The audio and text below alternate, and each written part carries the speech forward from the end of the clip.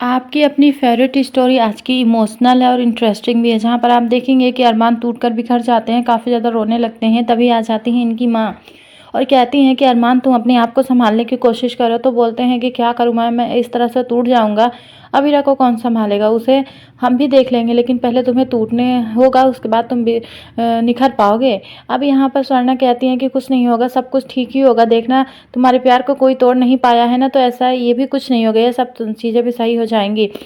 मनीषा कहती हैं कोई भी तूफ़ान तुम्हारी तरफ आएगा ना, तो मैं उसे मिक्सी में डालकर उसकी चटनी बना दूँगी। और यहाँ पर उनका माइंड डाइवर्ट करने की सभी कोशिश कर रहे हैं। दूसरी तरफ ये बोलती हैं कि कहाँ गए सारे लोग, अभी तक घर क्यों नहीं आए हैं? माधव कहते हैं कि आपकी वज़ह से मासा वो घर नहीं आएँगे। क्यों, हमने क्या किया है? आज आपने अभीरा को क्या-क्या सुनाया है, ये आप भूल गई हैं? कहती हैं कि उसने भी तो हमारे ममता पर सवाल उठाया था। बोलती हैं कि उसने गलत किया, बहुत गलत किया। उसे सिर्फ़ मेरे लिए सवाल नहीं उठाना चाहिए, तो उसे तीनों के लिए उठाना चाहिए था सवाल। क्योंकि आपने कभी बोला कि हम तुम्हारे बच्चे हैं, या फिर ये कभी बोला कि हम कितना प्यार करते हैं? कभी नहीं कहा। इसके लिए आपके पास टाइम ही नहीं है। आपको सिर्फ ताने देने के लिए टाइम रहता है मासा, हमसे प्यार करने के लिए टाइम नहीं होता है। हमेशा आपने अभीरा का साथ दिया है ना, लेकिन इस वक्त आपने उसका साथ क्यों नहीं दिया? उस वक्त आपने उसे पूरी तरह से अंदर से तोड़ दिया है। अब आप क्या उसका साथ देंगी? हमेशा तो दिया था ना, लेकिन अब नहीं दे रही हैं। अब यहाँ पर सभी एंजॉय कर रहे हैं और इस तरह से एक-एक करके कोई ना कोई एक-दूसरे के सामने टकरा जाता है, यानी कि चारू और यहाँ पर रोहित भी होते हैं शिवानी के पास। ऐसे इस तरह से सब किसी की अच्छी-अच्छी बॉन्डिंग बन रही है, लेकिन अभीरा परेशान हो जाती हैं। और यहाँ पर ये पानी पिला रहे होते हैं कियारा को, तभी ये देख लेती चारू को अच्छा नहीं लगता है। चारू के पास पहुँच जाती हैं अभीरा, लेकिन जाने से पहले आर्यन उन्हें लेकर चला जाता है। इस तरह से सब चल रहा होता है कि अभीरा को आता है गुस्सा, वो अचानक से म्यूजिक बंद कर देती हैं और कहती हैं कि बस करो, बहुत हो गया। अरमान कहते हैं अभीरा तुम्हें क्या हुआ, तुमने म्यूजिक क्यों बंद किया? कहती हैं कि अरमान तुम्हारा दिखावा मुझे पसंद नहीं आ रहा है, क्योंकि मुझे पता है कि तुम अंदर से बिल्कुल भी खुश नहीं हो और सिर्फ तुम मुझे खुश करने के लिए ये सब काम कर रहे हो और कुछ भी नहीं है। तुम मुझे खुश देखना चाहते हो, मेरा गम कम हो जाए, इसलिए तुम ऐसा कर रहे हो ना। देखो, ये इतनी बड़ी खुशियाँ हमारे ज़िंदगी में कभी नहीं आ सकती हैं अरमान। तुम कभी बाप नहीं बन सकते और मैं कभी माँ नहीं बन सकती हूँ। ऐसे में क्या करूँ? हमारा एक बीएसपी तो हमें छोड़कर चला गया, दूसरा बीएसपी आने की पूरी उम्मीद ही हमारी खो चुकी है। अब तुम मुझे इस तरह से क्यों समझा रहे हो, क्यों कर रहे हो मेरे साथ ऐसा? अब यहाँ पर सभी इमोशनल होने लगते हैं, रोने लगते हैं, क्योंकि अभीरा को गले से लगा लेते हैं। अपने मन में कहते हैं अभीरा, ये तुम्हारी आखिरी उम्मीद नहीं है, ऐसा कुछ नहीं होगा, सब कुछ ठीक हो जाएगा, परेशान होने की ज़रूरत नहीं है।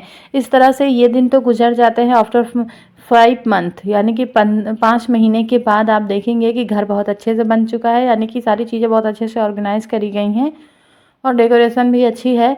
लेकिन अभीरा चटनी वगैरह जो भी उन्होंने लिखा है, तो ये बोलती हैं कि आज तुम्हारे लिए बहुत ख़ास दिन है, तो तुम जाओ जल्दी से तैयार हो जाओ। कहती हैं कि माँ बहुत, कोई बात नहीं, अगर तुम नहीं गई ना तो फिर सही नहीं होगा, परेशान होने की ज़रूरत नहीं है अभीरा, सब कुछ ठीक हो जाएगा। अब अभीरा के आपको हेयर भी शॉर्ट से लॉन्ग नज़र आएंगे। यहाँ कहती हैं अभीरा, मम्मी सिर्फ चटनी बनाना है, अगर नहीं गए तो मैं तुम्हारी चटनी बना दूंगी, जाओ यहाँ से, आज तुम्हारे लिए कितना ज़रूरी दिन है।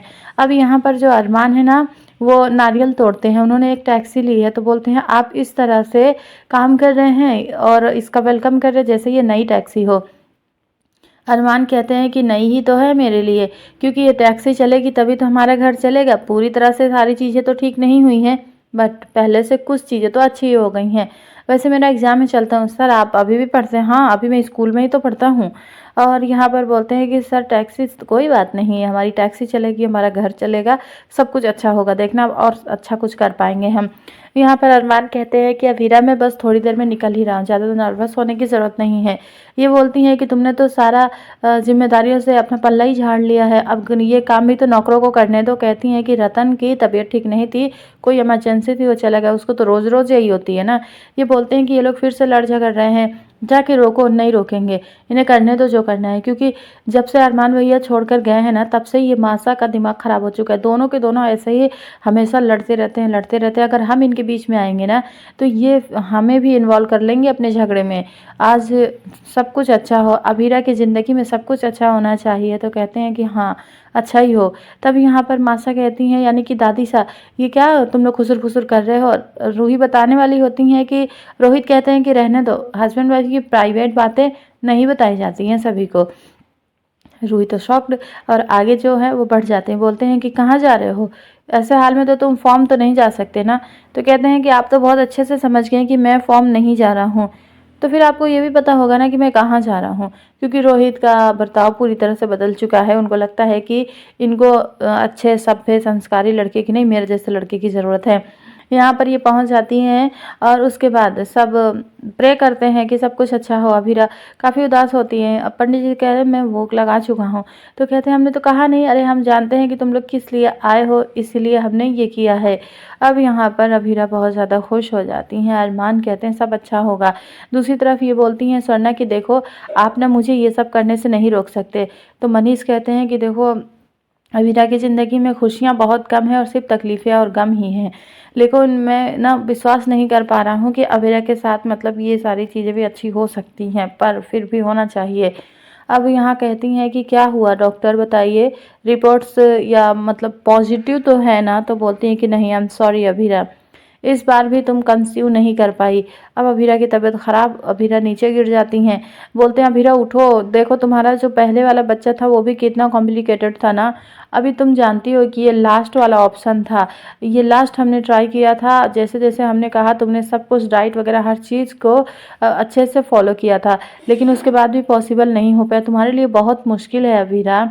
अब अभीरा कहती है कोई तो रास्ता होगा हमारे लिए, मैं ऐसा क्यों नहीं कर सकती हूँ? क्या हमारी ये खुशियाँ हमेशा के लिए अधूरी रह जाएंगी? डॉक्टर बहुत समझाने की कोशिश करती हैं। अरमान कहते हैं रहने दो, मैं इसे संभाल लूँगा।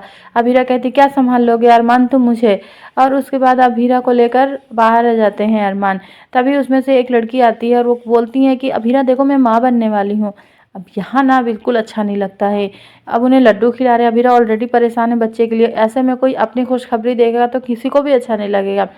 अभीरा कोई भी रिएक्ट नहीं करती हैं, बहुत उदास हैं, रो रही हैं। आप स्टोरी भी यहीं पे ख़त्म हो जाती है। कल के लिए कुछ ख़ास नहीं है क्योंकि सारी फैमिली एक दूसरे के साथ है। तो आज आप ये क्या कहना चाहेंगे इस बारे में कि क्या अभीरा कंसीव कभी कर पाएँगी या फिर अभीरा को कंसीव करना चाहिए या नहीं करना चाहिए? क्योंकि अभीरा बहुत परेशान है और मुझे जहाँ तक लगता है कि दोबारा तो होगा ही होगा, क्योंकि अभीरा फिर से माँ ज़रूर बनेंगी और अरमान भी इसमें साथ देंगे। लेकिन अभी तो देखना दिलचस्प है कि दादी सा की अकड़ ख़त्म ही नहीं हो रही है, क्योंकि दादी सा को समझ में ही नहीं आ रहा है कि उन्होंने पूरी तरह से गलत ही किया है। वो अपने हुक्म का सिक्का किसी पर भी चला नहीं पा रही हैं।